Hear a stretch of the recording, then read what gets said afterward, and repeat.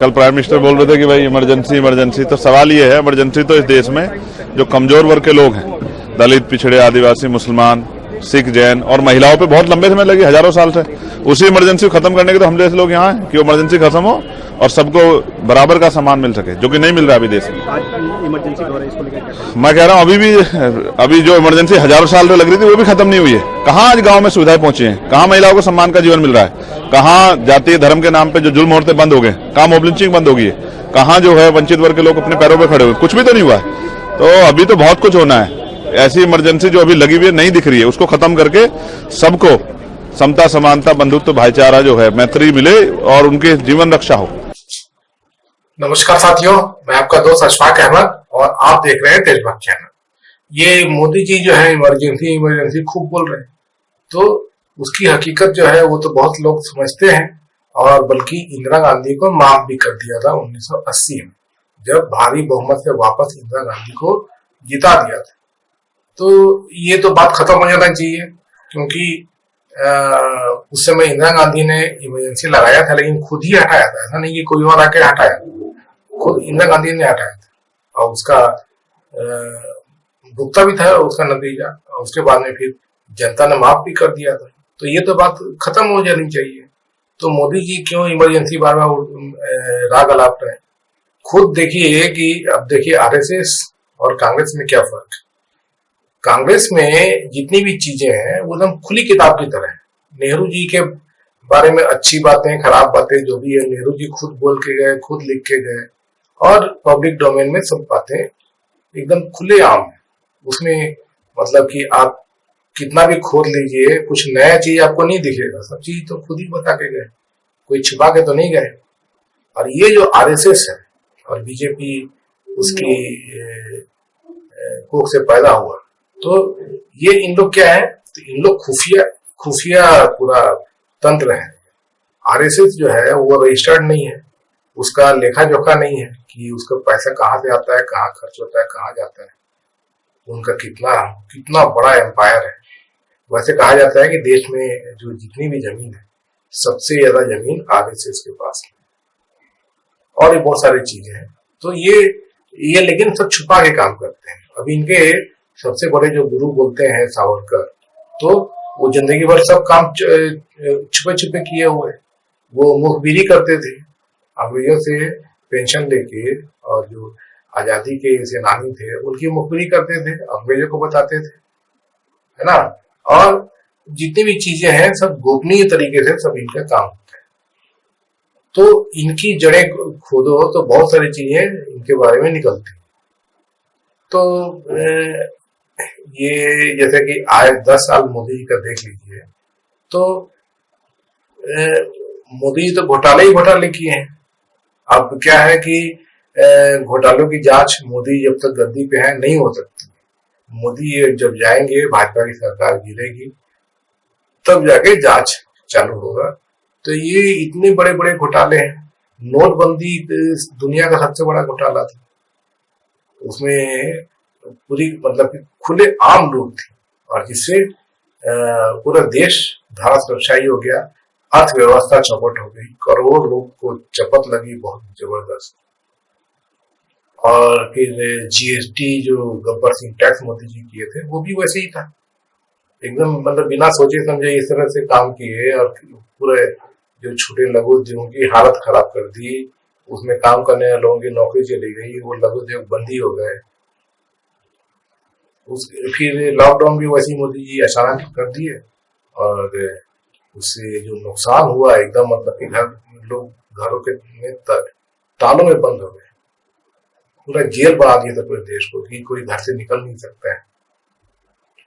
और जबकि मालूम चला कि उससे तो मतलब कि भयंकर नुकसान हुआ, क्योंकि सब लोग तालों में बंद हो गए तो कोई भी व्यवसाय कैसे चलेगा, है ना। ये सब चीजें आपने देखी है। उसके बाद में मोदी जी के काला कानून और भी जितने कानून मोदी जी कैसे लोकसभा में पास करा के लाए, है ना। तो वो सब आपने देखा है। और इसके अलावा जो कानून मोदी जी बनाते हैं, जो धर्मांतरण पे, तो 370 पे, तो यूसीसी पे जबरन वो चारों तरफ मतलब कि वो हल्ला करना है, सीए एनआरसी कानून बनाए मोदी जी, ये सब क्या है? तो ये सब क्या है, लोगों को लड़ाओ भिड़ाओ और अपना खुद का जो है वो सब छुपा हुआ रहता है ना। इन लोग जो है मुंह में राम बगल में छुरी, क्योंकि छुरी छिपी रहती है, मुंह से राम राम निकलता रहता है। तो जब ये पकड़ाते हैं, जब पूरी तफ्तीश होती है, तब फिर समझ में आती है बात। तो जैसे गुजरात के दंगों का 2002 का कितने साल हो गए, 23-24 साल हो गए, तो उसकी जो है जांच क्यों नहीं? मोदी जी किस तरीके से, क्योंकि गुजरात में लगातार भाजपा का ही शासन है, तो गुजरात के अंदर से इंफॉर्मेशन किसी और को मिलना बहुत मुश्किल, और इसी वजह से सुप्रीम कोर्ट भी फेल हो गया। तो ये सब चीजें हैं जो इन लोग छुपा के करते हैं, वो बहुत, लेकिन जब बाहर आएगा सब तब फिर पता चलेगा। अब जज लोया का जो केस हुआ था, तो वो भी छुपा हुआ है, क्योंकि अमित शाह बने हुए हैं, कुर्सी पे बैठे हैं, तो क्या मजाल की जज लोया का पूरा फाइल खुल जाए।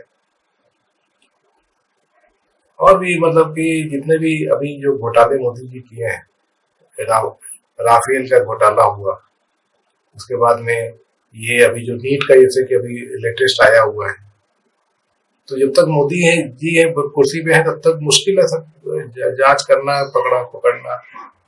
अब ये जरूर है कि कभी कभी मतलब कि सुप्रीम कोर्ट पकड़ लेता है। अब जैसे इलेक्टोरल बॉन्ड पे मोदी जी को पकड़ लिया, और सुप्रीम कोर्ट ने सरेआम मोदी जी की पूरी पोल खोल दी और बताया कि ये तो सबसे बड़ा घोटाले का प्रोग्राम मोदी जी ने किया था, क्योंकि इलेक्टोरल बॉन्ड मोदी जी लेके आए थे, और पैसे भी जो है पूरे बीजेपी को मिले थे इलेक्टोरल बॉन्ड से, है ना। तो एक वहां पे पकड़ाए थे मोदी जी, बाकी जो है मोदी जब नहीं रहेंगे गद्दी पर, तभी जाके सब जांच होगी, खुलासे होंगे। तो ये खुफिया तरीके से काम करने वाले लोग, और ये कांग्रेस पे इल्जाम लगाते हैं। इमरजेंसी के बारे में नया क्या बताएंगे, वो तो खुली किताब है क्या क्या हुआ था, है ना। और वो जनता ने माफ भी किया था। अभी जो मोदी जी जो काम कर रहे हैं, तो ये अघोषित है, इनकी हिम्मत नहीं है कि इमरजेंसी डिक्लेयर भी करते हैं, है ना।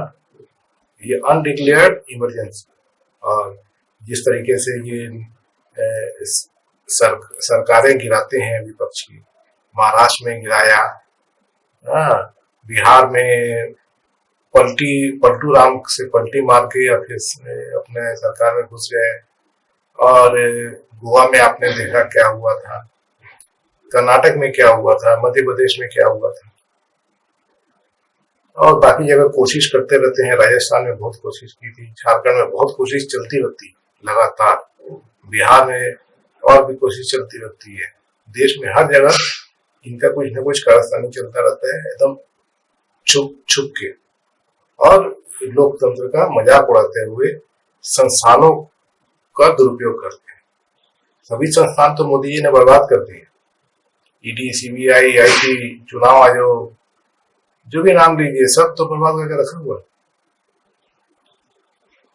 तो ये क्या बात करेंगे कांग्रेस के बारे में? कांग्रेस ने जो भी किया वो सब खुली किताब है, और उसमें जो गलती भी किया वो उन्होंने माना, जो अच्छे काम किए उन्होंने माना, और कोई भी चीज छुपा हुआ नहीं। और इनका तो पूरा छुपा हुआ ही रहता है, वो एक्सपोज जब होता है तब फिर पता चलता है इनका कि कहां तक घुसे हुए ये लोग हैं। तो ये कुछ भी बोले, इनको आजादी है बोले, जनता समझती है, और फिर मतलब कि कुछ टाइम लगता है, लेकिन समझ में आ जाती है बात कि ये किस तरह के लोग हैं।